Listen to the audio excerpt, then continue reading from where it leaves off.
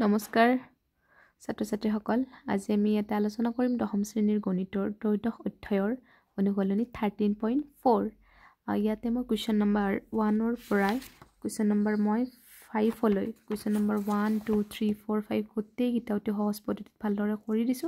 আশা কৰোঁ তোমালোকে এই ভিডিঅটো চোৱাৰ পিছত আৰু বেলেগ ভিডিঅ চাব নালাগে আৰু ভিডিঅৰ মাজতে তোমালোকলৈ এটা মোস্ট ৰিকুৱেষ্ট তোমালোকে যদি এতিয়ালৈকে মোৰ চেনেলটো সাবস্ক্ৰাইব কৰা নাই তো প্লিজ সাবস্ক্ৰাইব কৰিব আৰু ভিডিঅবোৰ লাইক কৰিব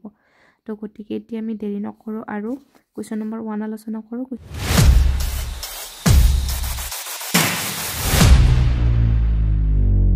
নম্বৰ 1 ত কৈছে যে এটা পানী হোৱা গিলাস এটা 14 সেন্টিমিটাৰ উচ্চতাৰ সংকুচিত ইয়াৰ দুই বৃত্তাকাৰ মূৰৰ ব্যাস 4 সেন্টিমিটাৰ আৰু 2 সেন্টিমিটাৰ গিলাসৰ ধাৰণ ক্ষমতা নিৰ্ণয় কৰা গতিকে আমাক এক নম্বৰটোত কি দি থৈ দিছে এক নম্বৰটোত দি থৈ দিছে যে সংকুচ্ছেদৰ সংকুচ্ছেদ মানে কি শংকুৰ এটা অংকক আমাৰ সংকুচ্ছেদ বুলি কয় শংকুৰ আধাখিনিক ন গতিকে আমি লিখছো যে কি সংকুচ্ছেদৰ ব্যাস ক্ৰমে সংকুচ্ছেদৰ ব্যাস কিমান আমাৰ d1 2 centimetre d2 4 centimetre d1 যদি মানে r2 কিমান হ'ব আমাৰ 2/2 1 সেন্টিমিটাৰ আৰু r2 আমাৰ এতে কিমান হ'ব ব্যাসাৰ্ধ মানে 4 ক 2 এৰে হৰণ মানে নাই 2 2 4 2 সেন্টিমিটাৰ আৰু আমাক h টো আমাক কিমান দি থৈ দিছে h টো আমাক 14 সেন্টিমিটাৰ বুলি দি থৈ দিছে এলৈকে বুজি পাইছা এনেকৈ লিখলে এতেকে গিলাসৰ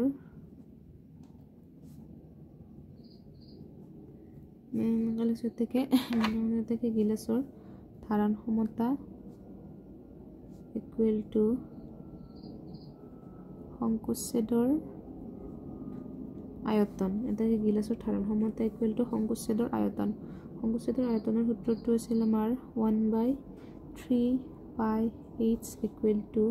whole into r1 square plus r2 square plus r1 into r2 ঠিক আছে গতিকে আমি মান বহাব লাগে 1/3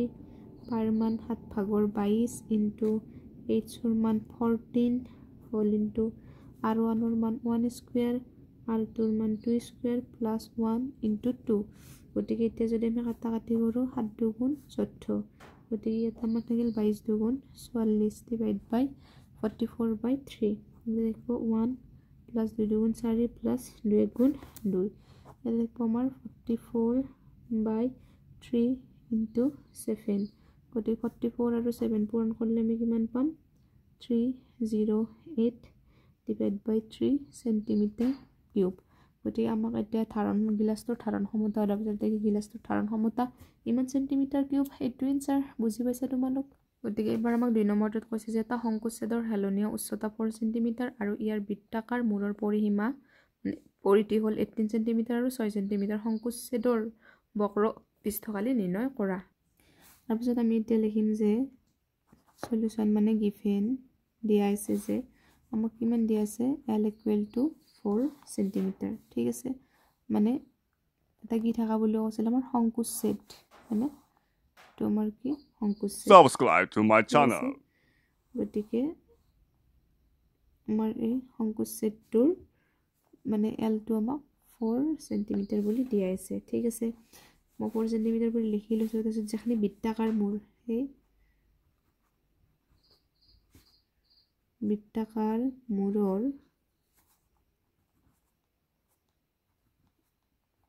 আমি লিখছো যে কি বৃত্তাকাৰ মূৰৰ পৰিসীমা 2 pi r1 কিমান দি থৈ দিছে 6 দি থৈ দিছে এতেকে r1 = কিমান হ'ব আমাৰ 6 ক 2 pi দি হৰণ 6 ক 2 এৰে কেইবাৰ যায় 2 3 গুণ 6 বাৰ = 3/pi এমান সেন্টিমিটাৰ ঠিক আছে আৰু 2 pi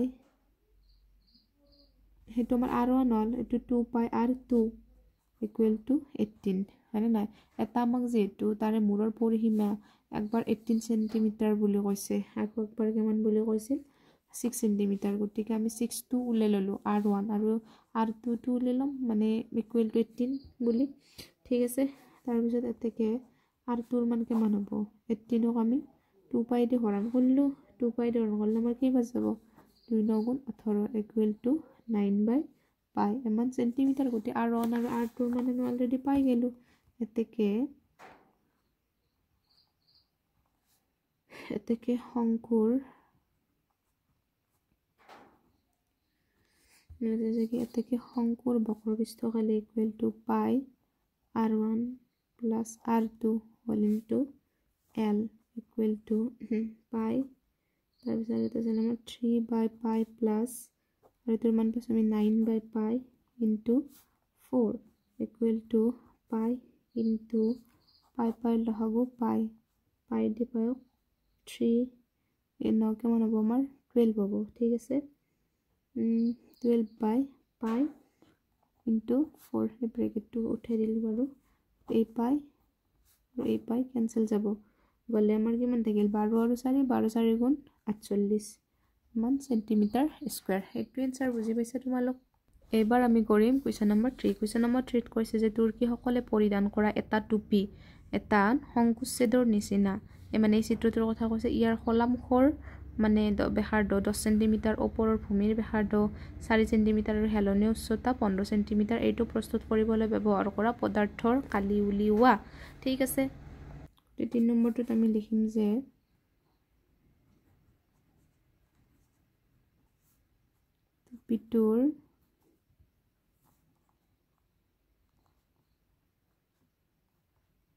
টুপিটোৰ ব্যাসাৰ্ধ ক্ৰমে r1 equal to 10 centimeter r2 equal to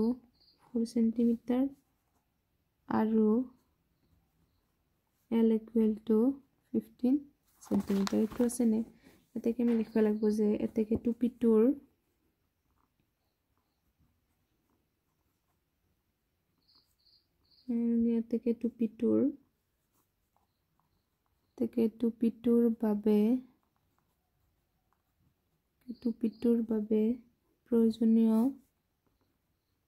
টুপিটোৰ বাবে প্ৰয়োজনীয় পদাৰ্থ ইকুৱেল টু পাই r1 plus r2 whole into l plus pi r square এইটো হ'ব আমাৰ সূত্ৰ ঠিক আছে তাৰ পিছত আমি লিখিব লাগিব যে পাইৰ মান আছে তোমাৰ 7/22 r1 ৰ মান 10 r2 ৰ মান 4 l ৰ মান হৈছে আমাৰ 15 প্লাস আকৌ পাইৰ মান হৈছে আমাৰ 7/22 r2 ৰ মান হৈছে আমাৰ 4 স্কয়াৰ ইয়ালৈকেটো বুজি পাইছা হেনা তাছ আমি এটা এইখিনি ক্যালকুলেশন কৰবা লাগে এইখিনি ক্যালকুলেশন কৰিলে আমাৰ কিমান হ'ব 22/7 টো আমি কমন লব পাৰো ললে ব্ৰেকেটৰ ভিতৰত আমাৰ 10 4 14 into 15 plus 4 square মানে কি 4 গুণ 16 এখিনি ব্ৰেকেটৰ ভিতৰত থাকিব এটো কমন ললে গতিকে আমি যদি মই ভাঙা আকৌ কিমান থাকিব 22/7 210 যোগ কিমান হ'ব 210 যোগ 16 গতিকে 22/7 into 210 যোগ 16 কিমান হ'ব আমাৰ 226 গতিকে মই যদি ওপৰত তলতো 7 থাকিব ওপৰত 226 আৰু 22 পূৰণ কৰিলে কিমান হ'ব আমাৰ 4972 গতিকে মই যদি সমষ্টি ভাঙো 710 সমষ্ট 2/7 সেন্টিমিটাৰ স্কয়াৰ এইটো এনসাৰ বুজি পাইছা তোমালোক এইটো আছিল আৰু গতিকে ইয়াৰ পিছত আমি দেৰি নকৰো এবাৰ কৰিম আমি কোৱেশ্চন নম্বৰ 4 কোৱেশ্চন নম্বৰ 4 ত আমাক কৈছে 16 সেন্টিমিটাৰ উচ্চতাৰ শংকুচ্ছেদ এটুকুৰাৰ নিচিনা ধাতুৰ পাতেৰে নিৰ্মিত মোহৰ খলা পাত্ৰ এটাৰ তলৰ পৰা আৰু ওপৰৰ ভূমিৰ ব্যাসাৰ্ধ ক্ৰমে 8 সেন্টিমিটাৰ আৰু 20 সেন্টিমিটাৰ প্ৰতি লিটাৰত 20 টকা দৰত লোৱা গাখীৰৰে পাত্ৰটো পূৰ্ণ কৰিবলৈ কিমান খৰচ পৰিব নিৰ্ণয় কৰা পাত্ৰটো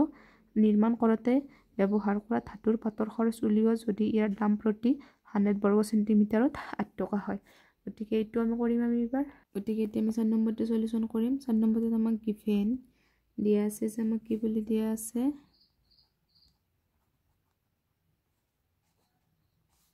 শংকুচ্ছেদৰ r1 equal to আমাক 8 সেন্টিমিটাৰ বুলি দিয়া আছে r2 আমাক 20 সেন্টিমিটাৰ বুলি দিয়া আছে আৰু h টো আমাক কিমান দি আছে 16 সেন্টিমিটাৰ গতিকে পাত্ৰটোৰ আয়তন equal to পাত্ৰটোৰ আয়তন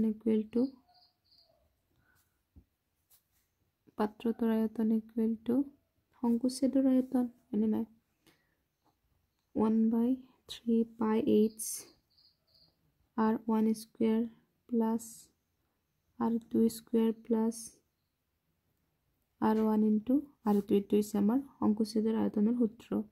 1/3 into pi ৰ মান 3.14 h ৰ মান 16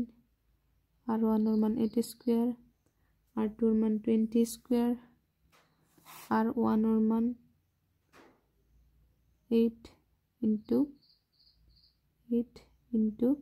20 8 into 20 ঠিক আছে গতিকে এটা আমি যদি এখানে কৰো আমি কিমান পাম তলত থাকিব আমাৰ 3 আৰু উপৰখিনি পূৰণ কৰিলে হ'ব আমাৰ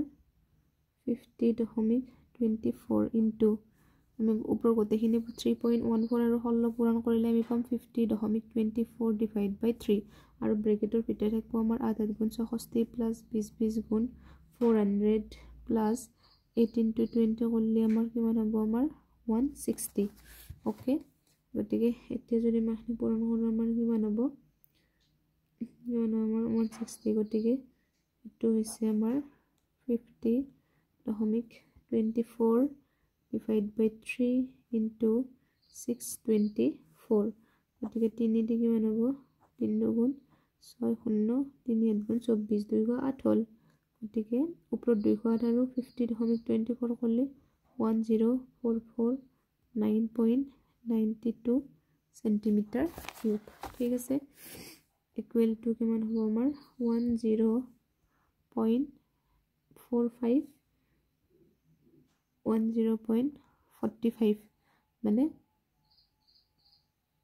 গতিকে মই যদি এমান সেন্টিমিটাৰটোক যদি মই মিটাৰত লৈ যাই তেতিয়া 1000 দি হৰণ হ'ব না 1000 দি আমাৰ হৰণ হ'ব মই দেখুৱাই দিছো গতিকে 1044.9.92 আমাৰ 1000 দি হৰণ হ'ল হলে তিনটা দশমিক পিছে আহিব মানে 1044.992 দুটাটো আছে আৰু এটা দুটা তিনটা মানে 10.44 গতিকে ইয়াক মাংগা লিখৰ 10.45 বুলি লিখিব পাৰো এমান লিটাৰ হল ঠিক আছে তাৰ পিছত আমি এতেকে লিখিব পাৰো যে এতেকে 1 মিটাৰ লিখিলো যে কি এতেকে 1 মিটাৰ নহয় সৰি 1 লিটাৰ ঠিক আছে লিখিলো কি 1 লিটাৰ গাখীৰৰ মূল্য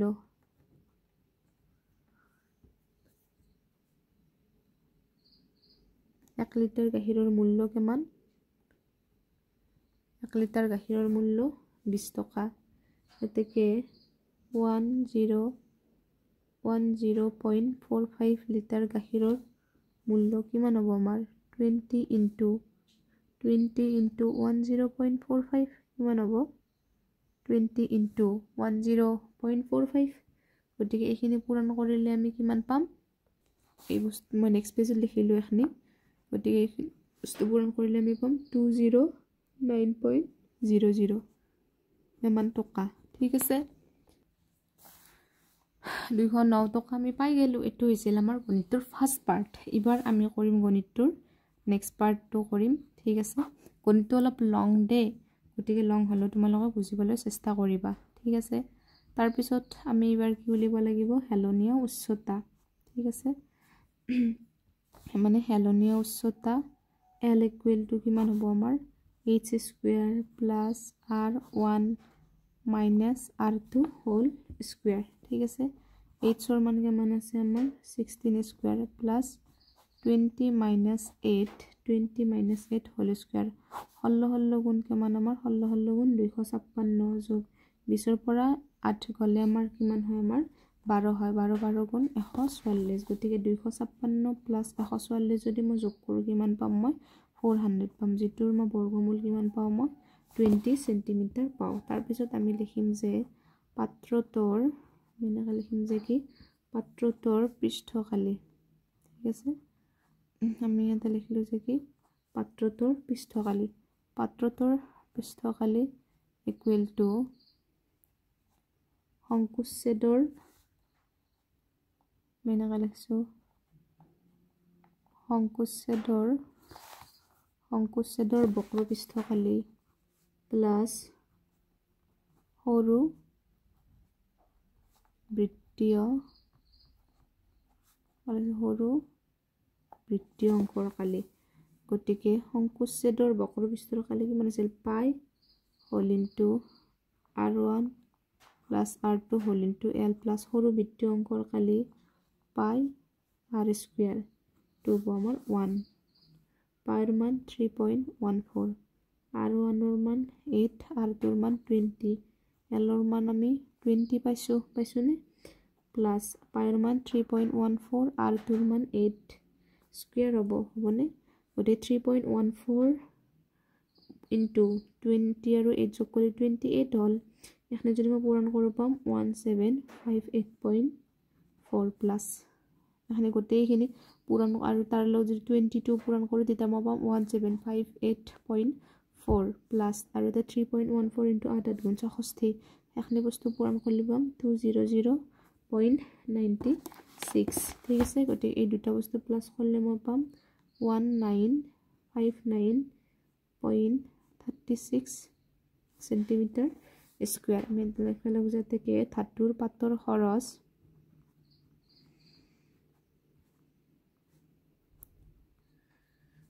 এতেকে ধাতুৰ পাতৰ খৰচ কিমান হ'ব আমাৰ 8/100 ধাতুৰ খৰচ ওলাব দিছি না এতেকে ধাতুৰ পাতৰ খৰচ আমাৰ কিমান হ'ব 8/100 ইনটু 8 মানে ধাতুৰ পাতৰ খৰচ আমাৰ কিমান হ'ব আমাৰ 8/100 ইনটু 1959.36 ধাতুৰ পাতৰ খৰচটো ওলাব লাগা হলে আমি ইখিনিৰে মানে আমি হেই কৰবা লাগব ঠিক আছে কাৰণ প্ৰতি বৰ্গ সেন্টিমিটাৰত 8 টকা বুলি কৈছে ঠিক আছে হেতু কাৰণে মই এনেকৈ কৰি ললো তাৰ পিছত এতিয়া মই যদি 195936 মই পূৰণ কৰো কিমান পাম আমি 15674 কিমান পাম মই 488 ইমানখিনি পালোনে 4.88 ডিভাইড বাই 100 ঠিক আছে গতিকে মই যদি এই 100 আৰু যদি আমি কৰো কিমান পাম 156.75 আকৌ দুটা শূন্য আগবাঢ়িব গতিকে ইমান টকা আমাৰ ধাতুৰ খৰচ ওলাব দিছিল যে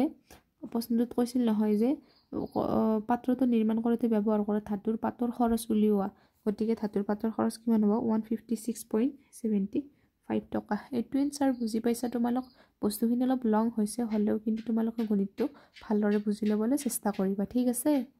ইয়াৰ পিছত আমি কৰিম কোৱেশ্চন নম্বৰ 5 কোৱেশ্চন নম্বৰ 5 টোত কৈছে যে 20 সেন্টিমিটাৰ ওখ আৰু 60 ডিগ্ৰী শীৰ্ষকোণ বিশিষ্ট ধাতুৰ লম্বীয় বৃত্তাকাৰ শংকু এটাক ভূমিৰ সমান্তৰালকৈ এখন সমতলৰ মাজতে দুটা ভাগ কৰি কাটিছে যদি এনেদৰে শংকুছেদৰ 1/16 সেন্টিমিটাৰ ব্যাসত তাৰ প্ৰস্তুত কৰা হয়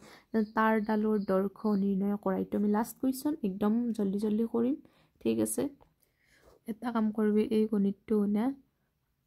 4 নম্বৰতে স্কিপ কৰবি ঠিক আছে জাস্ট মোৰ লাষ্টৰ এখনি লগাই দিবি 5 নম্বৰটো নেদাও দে এখনি লগাই দিবি গতিকে ভিডিওটো আজিলৈকে ইমানখিনি আছিল আশা কৰো তোমালোকে ভিডিওটো চাই ভাল পালে আৰু যদি ভাল পালে তেনেহলে লাইক কৰিব আৰু চেনেলটো সাবস্ক্ৰাইব কৰিব থ্যাংক ইউ